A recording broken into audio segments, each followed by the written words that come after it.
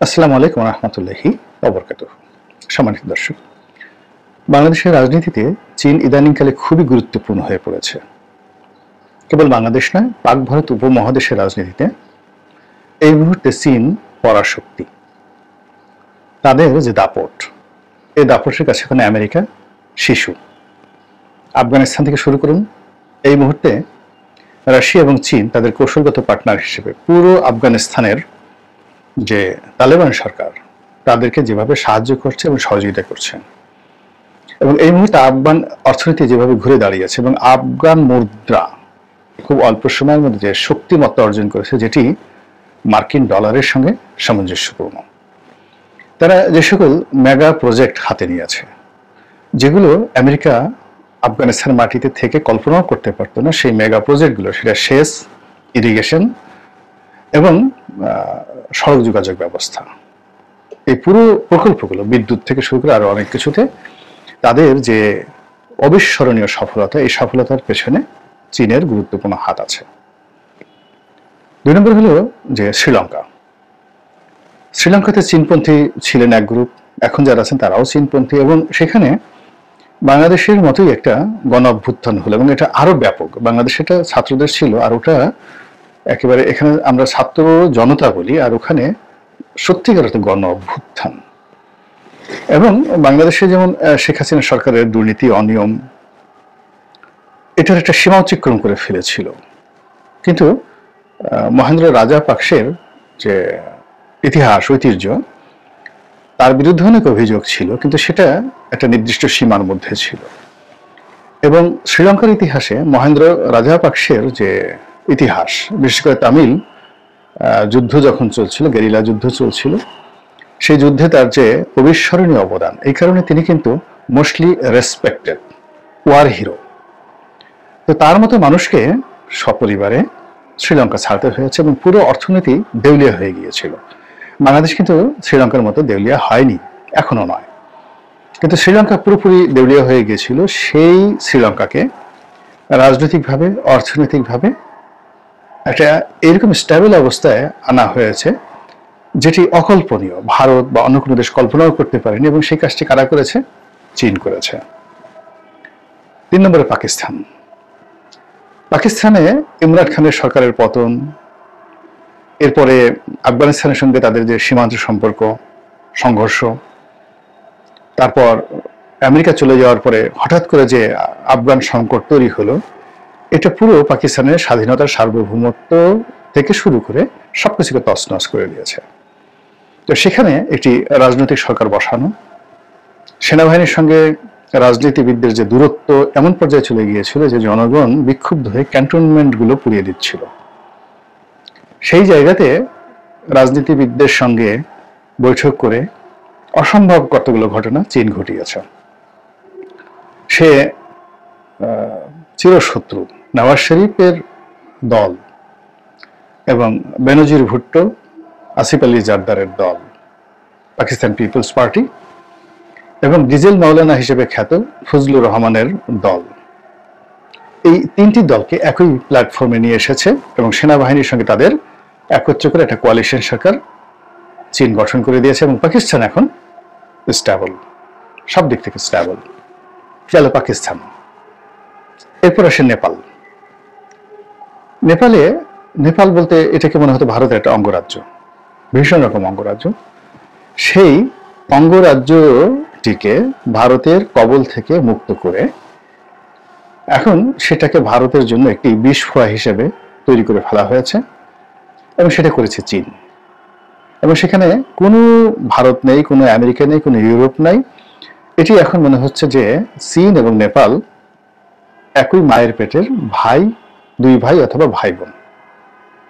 এবং এখন নেপাল ভারতকে ধমক দেয়, তার সাথে যুদ্ধ করতে চায়, এবং সীমান্তে সরাসরি ভারতের যে সেনাবাহিনী তাদের উপর গুলি করে দেয়।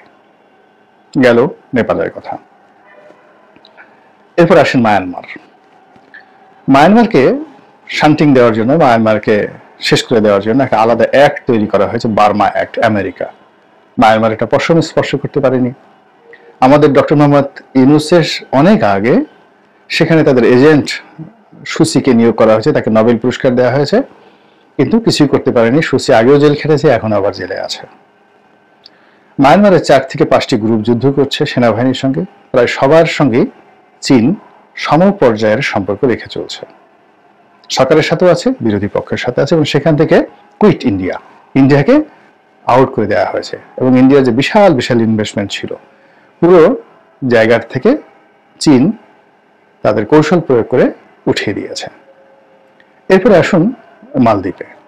মালদ্বীপে তো চীনা রাজত্ব, এবং সেখানে ভারতের আর্মিকে তাড়িয়ে দেওয়া হয়েছে, এবং সেখানে ছোট্ট একটা দ্বীপ রাষ্ট্র, আমাদের একটা ইউনিয়নের মতো। আমার যে নির্বাচনী এলাকা গলাচিপা 10 মিনা, ঠিক এতটুকু এলাকা পুরো মালদ্বীপ। তো সেই মালদ্বীপের যিনি প্রেসিডেন্ট হলেন mister Muizzu, he is so powerful. Narendra Modi আসলেন মালদ্বীপ ভ্রমণ করার জন্য, আর তিনি চলে গেলেন চায়নাতে। তো এর চেয়ে অপমান থাকে? ধরুন বাংলাদেশে এলেন নরেন্দ্র মোদী ইউনূস সাহেবের সাথে দেখা করার জন্য, তো তিনি চলে গেলেন প্যারিসে, ইউনূস সাহেব, বা চীনে, আর ওনার প্রেস সেক্রেটারি তাদের সঙ্গে নরেন্দ্র মোদী বৈঠক ঠৈঠক করে চলে গেলেন। ঠিক সেম ঘটনা মালদ্বীপে ঘটেছে, এবং এত অপমানের পরেও ভারত মিস্টার মুইজ্জুর সঙ্গে এবং মালদ্বীপের সঙ্গে সম্পর্ক রক্ষা করার জন্য মরিয়া হয়ে যত ছোট হওয়া দরকার তাই হচ্ছে। এত বড় লম্বা যে ভূমিকাটি টানলাম, সেটা হলো সাম্প্রতিক সময় এশীয় রাজনীতিতে, আমি যদি এশিয়ার অন্যান্য দেশে যাই, মিডল ইস্টে যাই, আপনাদেরকে 1 ঘন্টা আমি এই চীনের সফলতার কথা বলতে পারবো। আমি শুধু দক্ষিণ পূর্ব এশিয়াতে এই সফলতার কথাগুলো বললাম এই কারণে যে এখন এই বাংলায় চীন সর্বশক্তি নিয়োগ করেছে। এখানে যে কোনো ভাবে হোক তারা বাংলাদেশে তাদের আধিপত্য কায়েম করতে চায়, প্রভুত্ব কায়েম করতে চায়, এবং এই বাংলাদেশের ভূমি ব্যবহার করে তারা আমেরিকাকে এবং ভারতকে একটা উচিত শিক্ষা দিতে চায়। এবং এখানে চীন খুব সুকৌশলে যেভাবে শেখ হাসিনাকে পচিয়েছে, যেভাবে আওয়ামী লীগকে পচিয়েছে, সেখান থেকে আওয়ামী লীগের ফিরতে কতটা সময় লাগবে এটা প্রশ্ন সাপেক্ষ বিষয়। ফিরতে পারবে কিনা দ্বিতীয় প্রশ্ন। আর শেখ হাসিনা এবং তার যে পরিবার, শেখ পরিবারের যে রাজনীতি বাংলাদেশে কিভাবে পুনর্বাসিত হবে, এটি গবেষণার বিষয়। এবং এই পুরো কাজের সঙ্গে চীনের একটা বিরাট লং টার্ম একটা শান্ত মন, শান্ত মস্তিষ্কের একটা যাকে বলা হয় গ্রাউন্ড ওয়ার্ক ছিল। চীন অনেস্টলি চেয়েছিল শেখ হাসিনাকে সাহায্য করার জন্য, আর সেটা 2018 সন থেকে। এবং 2018 সনের যে নির্বাচনটা, এটা কিন্তু ভারত যেভাবে চেয়েছে, শেখ হাসিনা যেভাবে চেয়েছে সেভাবে হয়নি। শেখ হাসিনা এবং ভারতের যে প্রেসক্রিপশন সেটা ছিল যে বিএনপিকে 80 থেকে 90টি সিট দেওয়া হবে, এবং অন্যান্য দল মিলে 100-র মতো সিট থাকবে, আর বাকি 200 সিটে আওয়ামী লীগকে পাশ করে আনা হবে। ঠিক সেই জায়গাতে একেবারে 24 ঘন্টার নোটিশে চীন এমনভাবে ঢুকে পড়েছে যে কিভাবে যে ভোট হয়ে গেছে 2018 সনে রাতের ভোট, এটা ভারতের যে গোয়েন্দা সংস্থা কল্পনাও করতে পারেনি। পুরো কাজটা চীন করে দিয়েছে। এবং এর ফলে কি হলো, শেখ হাসিনাকে জনগণের কাছে বেঈমান, বিএনপির কাছে মুনাফিক, এবং তার নিজের দলের লোকদের কাছে একটা খেলনা পুতুল বানিয়ে দিয়েছে। আর দিল্লির সঙ্গে তার সম্পর্কটাকে একেবারে প্রশ্নবিদ্ধ করে তুলেছে। এরপর থেকে 2018 পর থেকে শেখ হাসিনা আসলে কার্যত তার কোনো ক্ষমতা ছিল না। তিনি একবার চীনের দিকে ঝুঁকার চেষ্টা করেছেন, একবার আমেরিকার দিকে ঝুঁকার চেষ্টা করেছেন, একবার ফ্রান্সের দিকে ঝুঁকে ফ্রান্সের সাহায্য নিয়ে ইউরোপীয় ইউনিয়নের সম্পর্ক রাখতে চেয়েছেন, আর দিল্লির সঙ্গে বারবার চেষ্টা করেছেন, কিন্তু কেউ তাকে বিশ্বাস করেনি। আর তিনিও যেভাবে লোকজন সহকারে পরিবেষ্টিত থাকেন, তিনি নিজের ওজন, আকার, আকৃতি, অবস্থান এটা তিনি বুঝতে পারেননি।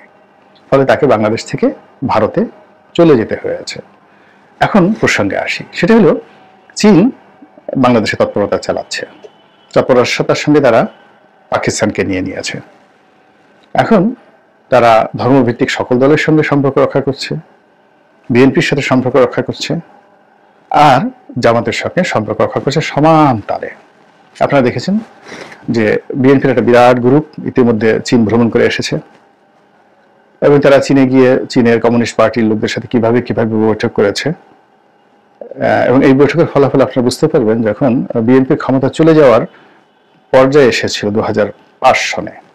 ওই সময়টাতে কিন্তু আওয়ামী লীগকে ডেকে নিয়েছিল চীন, শেখ হাসিনার নেতৃত্বে বেশ কয়েকবার চীনের উচ্চ পর্যায়ের একটি গ্রুপের সাথে, প্রতিনিধির সঙ্গে আওয়ামী লীগের নেতাদের ঘন ঘন বৈঠক হতো।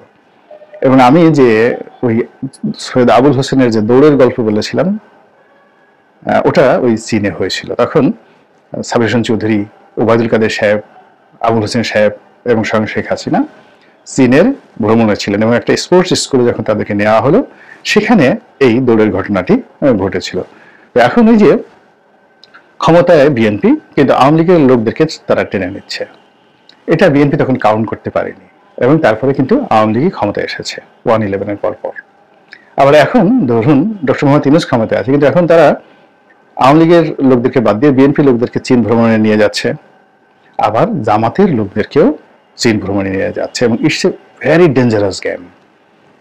এবং আপনারা নিশ্চিত থাকেন যে আগামীতে যদি চীন চায় জামাত ক্ষমতায় আসবে, যে কোনো ফর্মে, যে কোনো মূল্যে, যে কোনো স্ট্রাকচারে জামাতি ক্ষমতায় আসবে।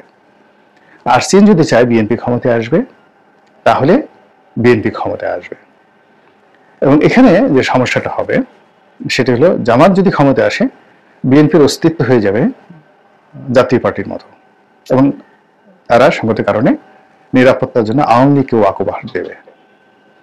আবার বিএনপি যদি ক্ষমতায় আসে, তারাও কিন্তু জামাতকে নির্মূল করার জন্য সর্বশক্তি নিয়োগ করবে, এবং তারাও তাদের মাঝামাঝি, জামাত এবং তাদের মাঝামাঝি একটি শক্তিশালী দল আওয়ামী লীগকে দাঁড় করিয়ে দেবে।